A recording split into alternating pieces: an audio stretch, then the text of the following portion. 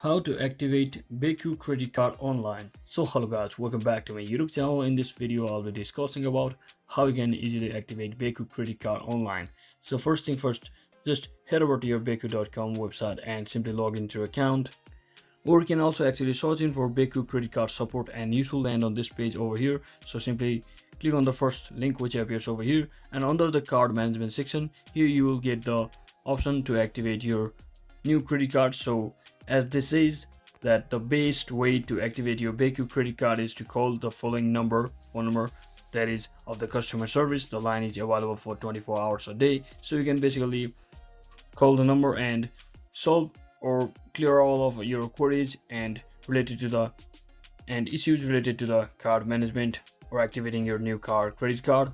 And to report your card lost or stolen, you can always send their secure message in online banking and visit any of their locations or call a BECU representative at the mentioned phone number. And you can also dispute a transaction. Similarly, you can also enroll for a new digital wallet as well. So I hope this video was informational guys. If it was, don't forget to like and subscribe. See you on the next one.